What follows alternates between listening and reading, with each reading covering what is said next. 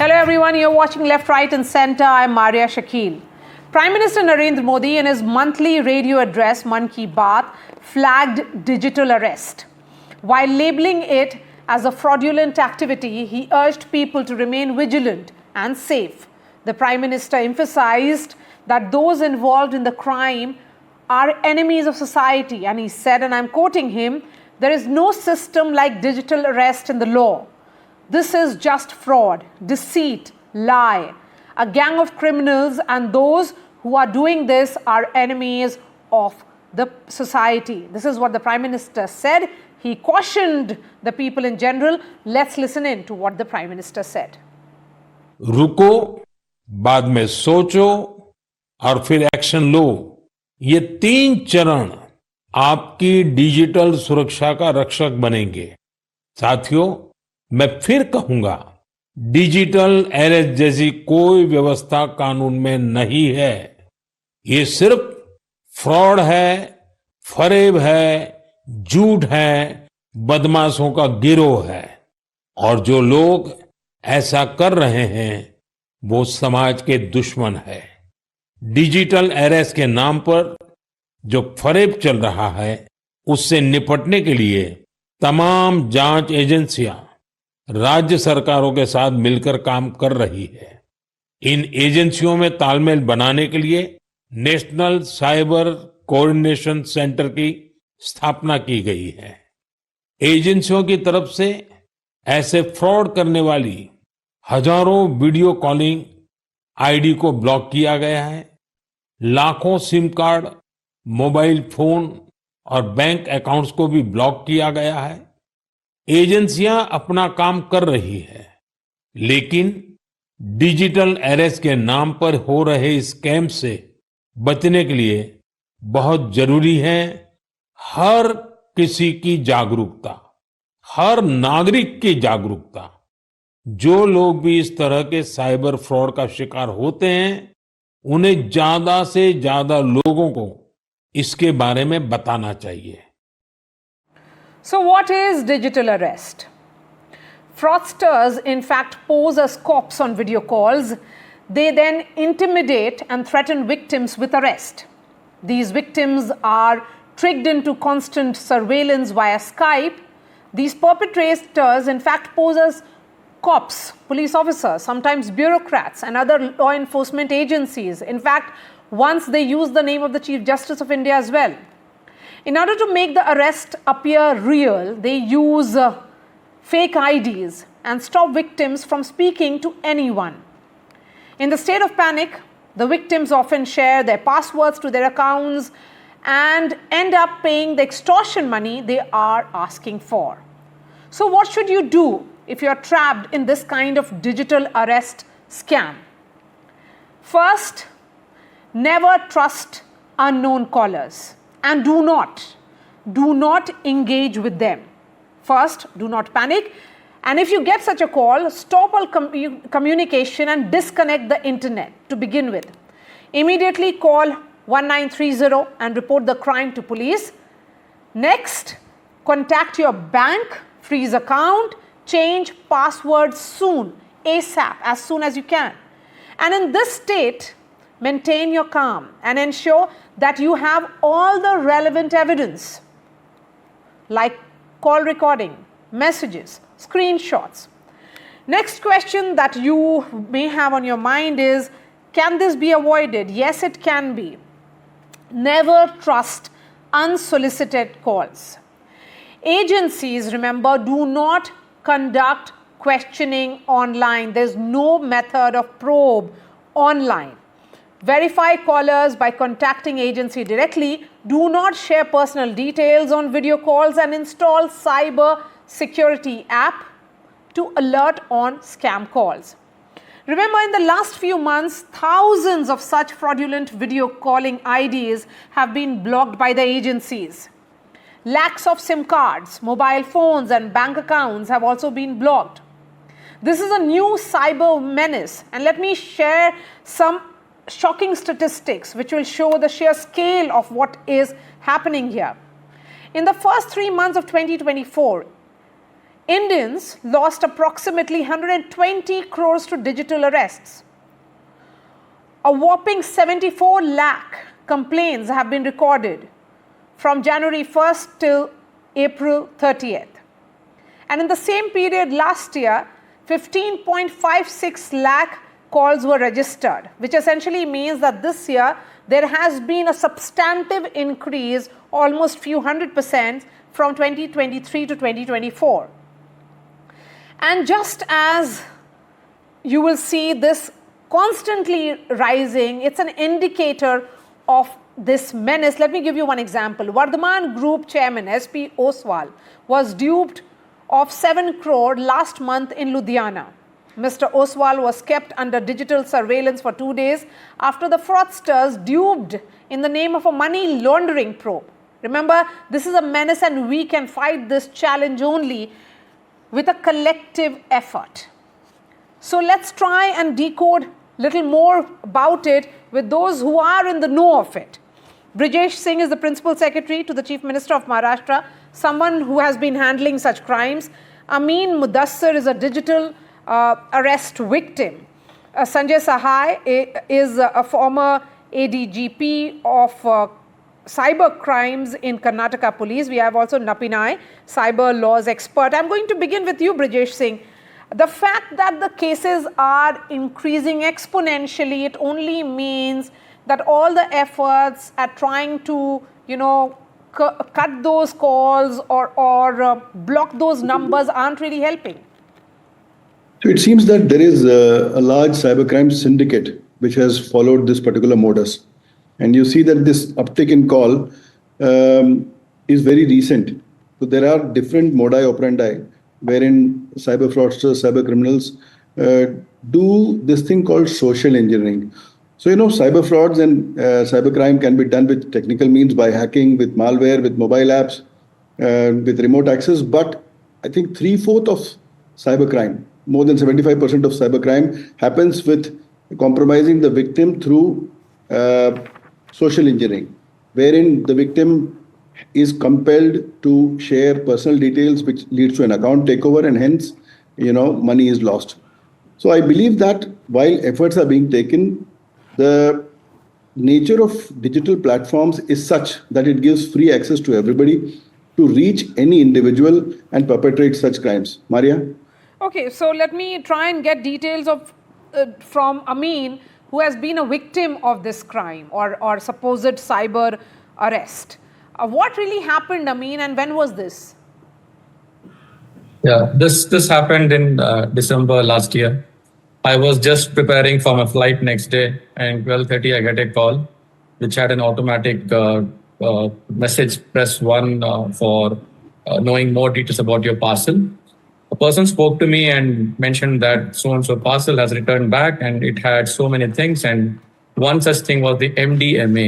I mean, I never knew what was MDMA, but that person explained to me.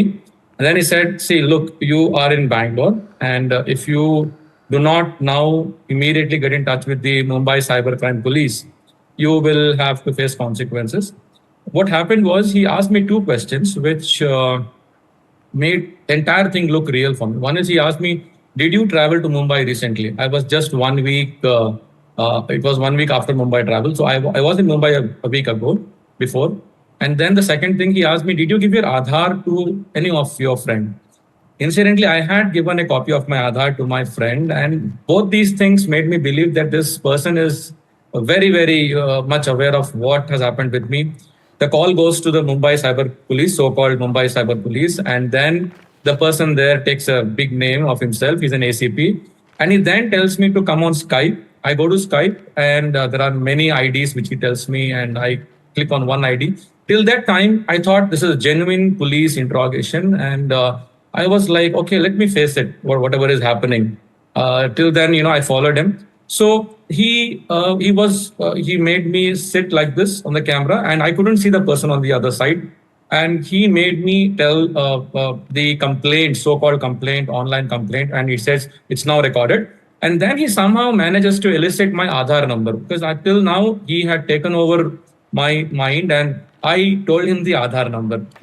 He knew my name, he got the Aadhaar, And then he sends a PDF with the CBI notice to me saying that now you are under national security. You can't leave the country. You are supposed to now lock yourself in the room, not talk to anybody. And this was very, very difficult for me to handle. But then I still said, okay, let me calm down. Let me see what happens. And then what happens is they do some kind of a talking between people and they say, your Aadhaar has been registered in multiple states. And then they show me a famous Maharashtra politician. I can't take his name. And they say, this person has been arrested by ED and he has 200 fake bank accounts. And we want to now establish a proof that no money from these 200 accounts has come to your personal account. In the meanwhile, he gathers all my bank details, like how much money I have. He didn't actually ask for passwords. So I told him how much money I have. And then a PDF comes, again, a PDF saying that now the finance department of CBI is going to send a software to you and you have to transfer 88% of all the money you have. So that time, that amount came to 8 lakh rupees. So I kind of brought all that money into my personal account, which was with a private bank. And when he eventually, two people, I mean, their Hindi, their English was sounding as if, they are truly some sort of bureaucrats. What happened was this guy at the end of this was total 4.5 hours of trauma. So at the last moment, he told me, please open your iMobile app and add a pay. The moment he told add a pay, I was like, no, this is something wrong. How will I pay some government agency via my mobile? Because I pay my GST, my income tax online. So that was the red alert immediately. The second thing was, I told, please on your video, I want to know who you are. I will pay you 8 lakhs, whatever is the amount, but I want to see who you are. The third thing is, suddenly it flashed my mind, this could be some scam. I Googled, because it was a FedEx call, I typed FedEx and scam. And I was so lucky that there was an article by the then DCP of Bangalore South, DCP, I'm forgetting his name. He had mentioned the entire scam. So I was so thankful to him. And the moment I stood firm, they started using a very strong language. Inspectors send the cops now to his house. This man is not cooperating. I just stood silent, stunned, and I said, nothing doing. I cut the call and I just thanked God that day that I was saved. But it was 4.5 hours. And then I discovered that like me, there are pure trauma.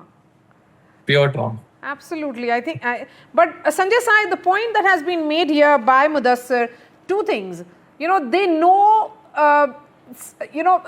they know that psychology, that if they share some details of recent activities, then you will start trusting them. Because, if you look at it, Mudassar's, the fact that he had shared his Aadhaar with a friend of his, they knew about it. Or was it just some guess questions that you asked?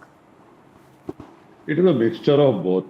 So we are basically dealing with a multi-headed hydra, and we want to control it from one end, which is not going to happen. So as Brajesh said, it starts with social engineering and all the fishing expeditions which happen, whether it's fishing, whaling, and variety of other things in that fishing umbrella, starts with social engineering. Here, what happens, which is most fascinating, and which has been quite a time talked about by Yuval Noah Harari, the biggest digital thinker of our times, is that they want to hack your mind.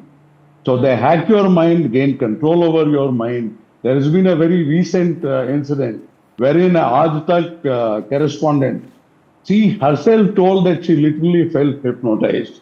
So as you enter into this whole exercise, what is really critical for you is once you have started believing that you are talking to the right person, I think you have lost the game. So that is where the whole thing starts. It emanates for other two things which are unconnected to digital technology, so to say, is the fear of law enforcement agencies and the fear of the government and how the government functions. A CEO, a top IT person getting hacked or getting duped in this manner is something which is unimaginable. There's a friend of mine who lost 1.21 crores. I think he was supposedly under digital arrest for a couple of days.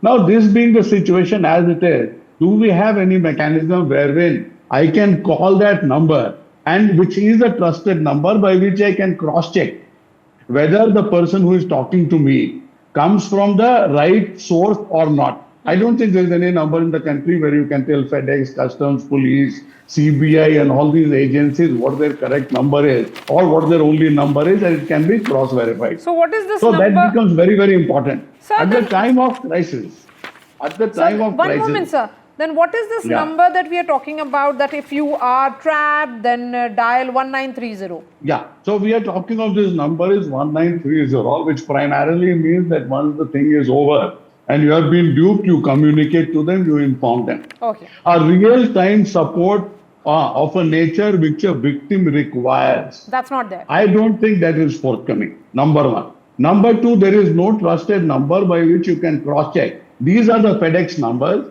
These are the customs numbers. These are the CBI numbers. These are these numbers. It is known as whitelisting of numbers. So let the government announce this is the whitelisted number by which government corresponds. But for that, any number we don't recognize. So we will also not recognize. Number two, now every day we are getting numbers. Do we have any place where there is a crowdsourcing of numbers by which we create a database? And that database is the real, active, dynamic, updated database of all fraudulent numbers or Skype IDs or WhatsApp IDs or whatever the case may be. Number two. Number three, what we have been talking about of thousands and lakhs of SIMs and variety of other things. Where is that? Where is that database? We need to have that database only to realize that this is what action has been taken upon. You make an important point, sir. Other part I'll tell you. Give me half a minute. So the other part is the telcos. Telcos in your language might be different, in our language is the telecommunication companies. So these telecommunication companies, the collaboration between them, Airtel boasts of suspect calls of spams and variety of things. Now all these things through Airtel, BSNL and whatever telcos we have, why they don't come together and block all these on a dynamic basis? And same thing goes, which we have left completely uncovered, are the banks. All these mule accounts are in the bank, and the way it is siphoned off and the pace at which it is siphoned off, it is very difficult to say that if not the connivance, it is outright ignorance, it is carelessness, it is irregularity of the bank and nothing else. And it operates in a multi-layer system. Yes, yes. Then what trauma support do you provide to the victim? That fellow loses everything. What is the trauma support? Nothing. So basically, if there is no real time support, then actually it is not of much help, is the point that is being made here. Enes Napinai, given the sheer scale at which this menace is unfolding here in India, from 3 lakh calls, it went up to 7 and then 15, and last year 15.56 lakh complaints, and now 74 lakh complaints. It certainly appears that there is no solution in sight. It does seem rather bleak. But Maria, the first thing I would say is prevention and protection is what we are talking about. And I'm really glad that the Prime Minister has addressed this issue in Mann Ki Baat, because that is how you get wider reach of the message. Because repeatedly, law enforcement agencies have been sharing this message, cautioning the public about these kind of scams, and yet they continue. And whatever numbers you're quoting may just be the tip of the iceberg. There may be many instances which are not even being reported. So if you look at it from a law perspective, there are many important points that have been raised by the other panelists. To address the first thing that Brajesh mentioned about these being syndicates. Now, you have remedies in law. Often I have noted that victims believe that they do not have remedies in law. You do have it. The Bharatiya Nyaya Sanhita now captures a new provision for organized crime, and such frauds are part of this organized crime process. Now, Sanjay mentioned about the various processes in terms of preventive and protective measures. I would like to start off from where he left off about the bank's liability. Now, when you look at a UK perspective, for instance, the United Kingdom took a conscious effort in terms of providing remedies for recovery of money for financial fraud victims. One of the concerns, of course, that they mentioned is that if a consortium of banks come together to provide succor to the victims, chances are that cyber criminals will be more emboldened. Because for them, it would seem like the system is paying for the crime. So that was one concern that was raised. But the fact remains that remedies, and here the remedy for a victim literally is recovery of money. So remedies are provided for in real time and in a practical manner. So when we look at it from an India perspective, we are dealing with different kinds of people here, and predominantly a lot of very highly educated, well-positioned people are falling victim. If you look at the old kinds of frauds, they relied on greed. Now, frauds rely on fear. Look at the kind of fear psychosis that they create. You talked about social engineering. How is it being done? First, the victim is isolated. That's why they are being locked into. I had this case where a very elderly couple faced this a similar situation as what the victim just narrated. But in that case, initially the wife came into the room to try and caution the husband. And then the person on the screen yelled at the victim and said, ask her to leave, otherwise we are coming immediately to arrest you, kind of threats. Then he locked himself in alone, and luckily the wife was a very smart one. Kudos for women, if I may pause to say that. But she then verified online and then managed to get a message through to the husband, and then they kind of like saved themselves from a larger issue. They did lose some money. So when you look at the modus and the way it's being done, it's critical for people to put in preventive and protective measures themselves. One, with a good antivirus software, which would probably root out many of the mails-based frauds.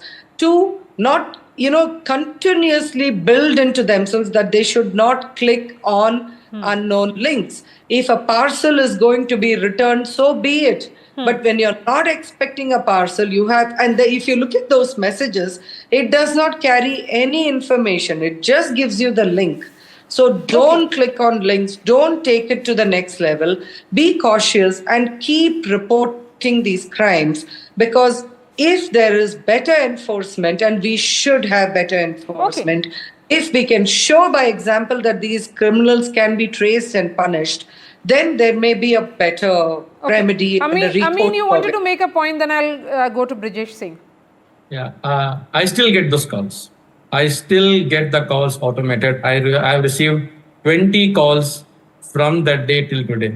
So one or two times I did despite 1930 complaint. So I think there is no control over these calls. The latest call was yesterday morning. I still got a call. I don't know how our numbers are going so easily out.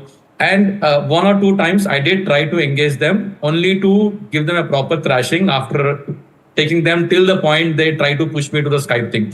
But the thing is, it's now DHL, FedEx, SBI, and I don't know how many more company names they will take. Okay, so Brijesh Singh, here is Mudassar, who perhaps escaped one arrest, supposed arrest, and then he's continuing to get those calls.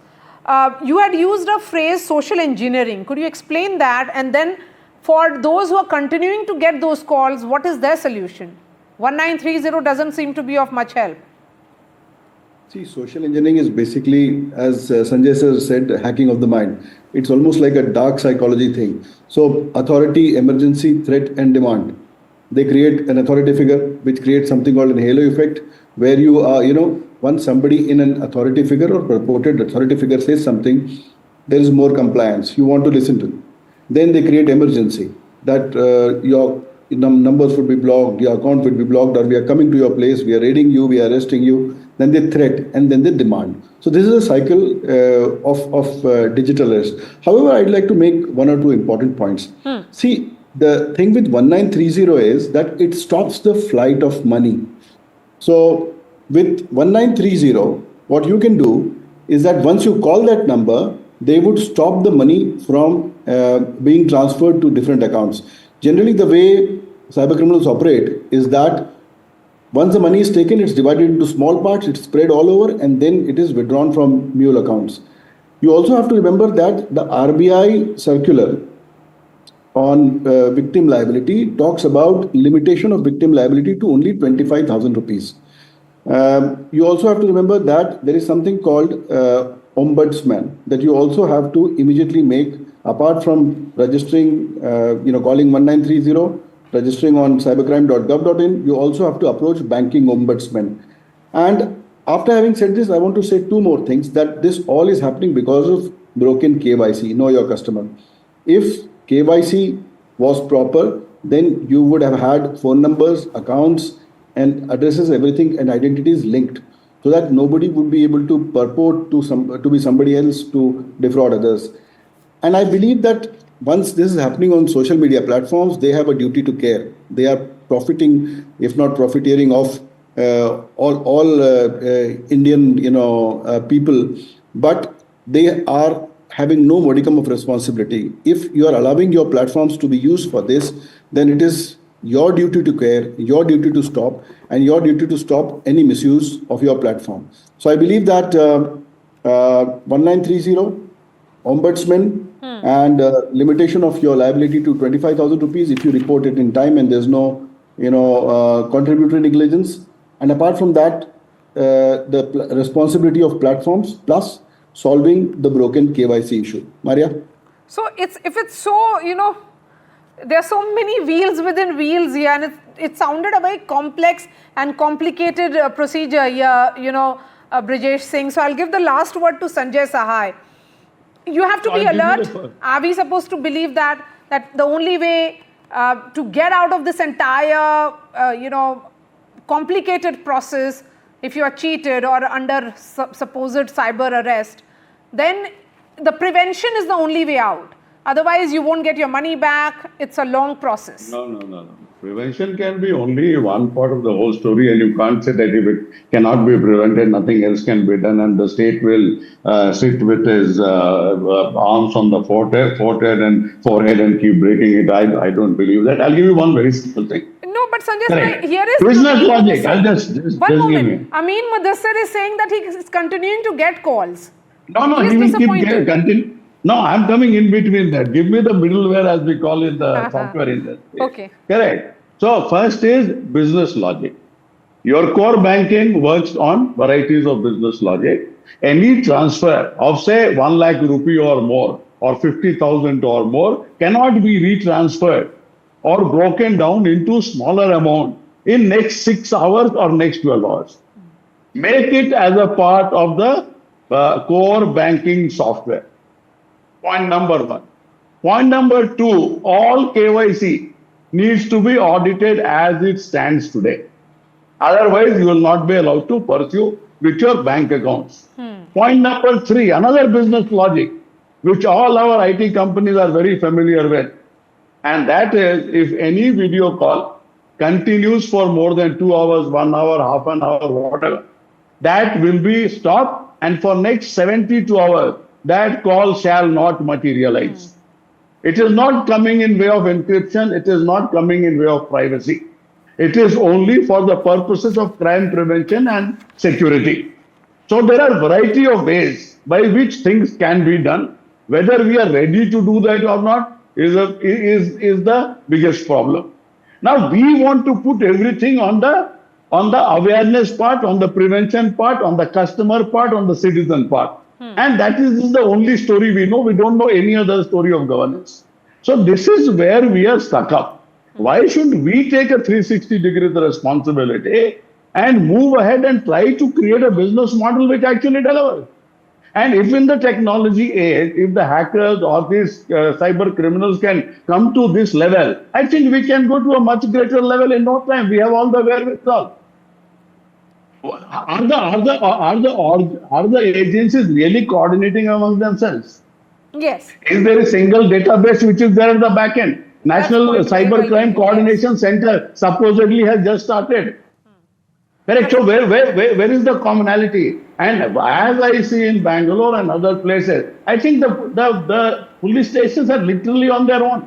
And the friend I'm talking about who was duped of 1.21 crore, this evening I get a message from him that I had gone to the police computer wing, and out of disgust he wants to help the police, and he is writing a software by which these new transfers can be stopped. Now banks are taking days together to reply back. That's right. where the whole movement is instantaneous.